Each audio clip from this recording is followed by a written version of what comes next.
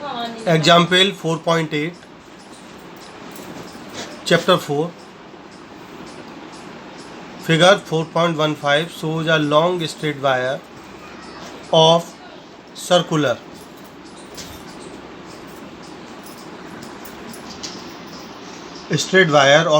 cross section radius A carrying steady current I. The current I is uniformly distributed across this cross section. Calculate the magnetic field in the region R is less than A and R is greater than A. According to question, ये straight long wire है of radius ए, इसकी radius ए है, इससे I current carry हो रहा है, are less than a यानी कि इंटीरियर, इसके अंदर आपको मैग्नेटिक फील्ड फाइंड करना है, and are greater than a यानी एक्सटीरियर, इसके बाहर आपको मैग्नेटिक फील्ड फाइंड करना है, एक बार अंदर और एक बार बाहर। जब आप आउटसाइड मैग्नेटिक फील्ड फाइंड करोगे, इसके आउटसाइड जब आप मैग्नेटिक फील्ड फाइंड करेंगे तो आउटसाइड से पॉइंट पी से होकर जाता हुआ यहाँ पर एक एम्पियरन लूप ड्रॉ किया गया है। ये एम्पियरन लूप ड्रॉ किया गया है, इसके अंदर का करंट आई होगा, लेकिन जब हम इंटीरियर पर मैग्नेटिक फील्ड फाइंड करेंगे तो अंदर जो एम्पियरन लूप ड्रॉ करेंगे तो उसमें करंट आई नहीं रहेगा, क्योंकि आई हमें लेना होता है, आई हमें सिर्फ वही यूज करना होता है जो एम्पियरन लूप के अंदर अंदर आ रहा हो। आई करंट तो ए रेडियस में है और हमारे पास जो स्मॉल आर रेडियस है इंटीरियर पॉइंट पर वो ए से छोटा है, तो उसमें करंट भी आई से कम आएगा। तो हमें इंटीरियर पॉइंट के लिए आई फाइंड करना होगा कि कितना आई रहेगा उस एम्पियरन लूप के अंदर, और आउटर पॉइंट पर तो उतना ही आई होगा, यही आई होगा। यहाँ इंटीरियर पॉइंट को हमने ए से रिप्रेजेंट किया है और इसका डिस्टेंस आर है। इंटीरियर पॉइंट को ए से रिप्रेजेंट किया है और सेंटर से इसका डिस्टेंस आर है, और एक्सटीरियर पॉइंट को वी से रिप्रेजेंट किया है और सेंटर से इसका डिस्टेंस आर है। अलग अलग केस में करेंगे, एक बार इंटीरियर और एक बार एक्सटीरियर, तो दोनों डिस्टेंस को आर ही मान लेंगे, दोनों डिस्टेंस आर।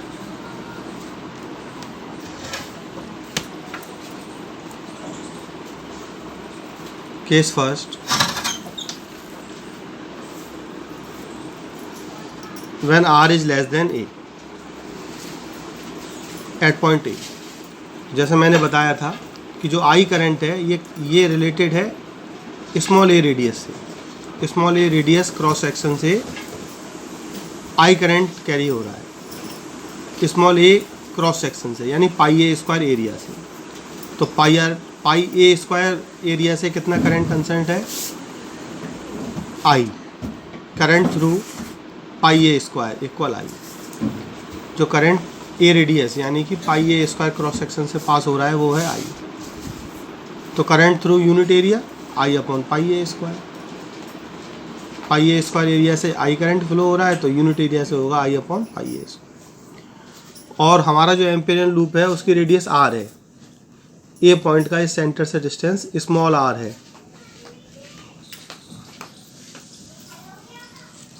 तो एम्पियरन लूप का क्रॉस सेक्शन एरिया होगा पाई आर स्क्वायर। तो आगे हम लिखेंगे current through pi R square equal I upon pi A square into pi R square. Pi A square area से कितना करंट पास हो रहा है आई, तो यूनिट एरिया से कितना होगा आई अपॉन पाई ए स्क्वायर।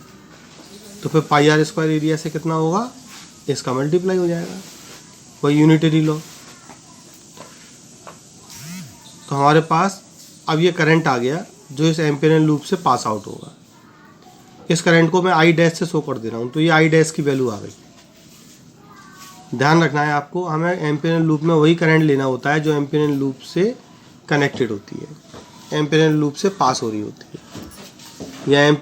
यहाँ पर ए रेडियस यानी पाई ए स्क्वायर एरिया से आई करेक्ट पास हो रही है, तो स्मॉल आर रेडियस के cross section pi R square से कुछ कम करंट पास होगा, वो हमने फाइंड किया। मान लिया ये जो कम करंट पास होगा ये आई डैश है, तो जब यहाँ पर एम्पियरियन लॉ लगाएंगे तो वो होगा integration B dot D L equal mu naught I dash, where I dash is the current passing through cross sectional area pi R square. यहाँ बी इन यूज किया गया है क्योंकि आर लेस देन ए का मतलब है इनसाइड, इंटीरियर। हमारा जो लूप होगा वो हम उस तरह से लेते हैं कि वी और डी एल के बीच का एंगल 0 हो जाए। ये हम एम्पियरियन लूप वाले वीडियो में डिस्कस कर चुके हैं। एम्पियरियन लूप को चूज करने की हमारे पास 3 कंडीशंस होती हैं जो वहाँ डिस्कस की थी। उनमें से फर्स्ट कंडीशन ये है कि वी और डी एल के बीच का एंगल 0 होना चाहिए। V in D L cos 0 equal mu naught, और आई डैश की वैल्यू हमने ये फाइंड की है, ये I dash I into pi R square upon pi A square, pi से पाई कैंसिल। डी एल का जो इंटीग्रेशन आएगा for a closed path, close boundary, ये 2 पाई आर आएगा। Integration of D L for a closed path is 2 pi are,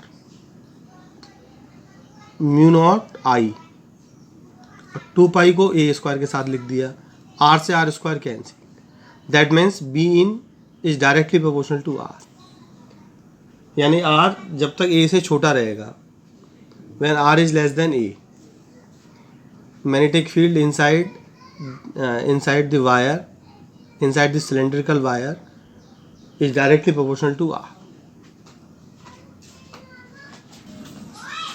तो B inside proportional to R, V inside proportional to R का curve ये आएगा when R is less than a, यानी R a से छोटा है तो वी इनसाइड आर का कर्व ये होगा।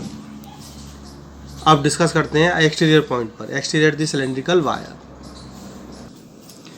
एक्सटीरियर पर cross sectional area pi R square होगा, लेकिन इसके अंदर की करंट आई रहेगी क्योंकि पूरी आई करंट इस क्रॉस सेक्शनल एरिया से पास हो रही है, तो करंट आई रहेगा। At point B R is greater than A, that means exterior of cylindrical wire, we can apply Ampere circuital law। BO means outside B dot DL equal this, V और DL के बीच का angle 0 होना चाहिए, BDL cos 0 equal ये। DL का integration for a closed path 2 pi R होगा, तो VO आ जाता है mu naught I upon 2 pi R. VO is inversely proportional to R, where R is greater than A, VO is inversely proportional to R।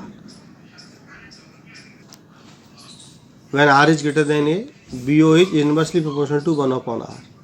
तो 1 upon R का curve ऐसे आता है और डायरेक्टली प्रोपोर्शनल का कर्व ऐसे आता है।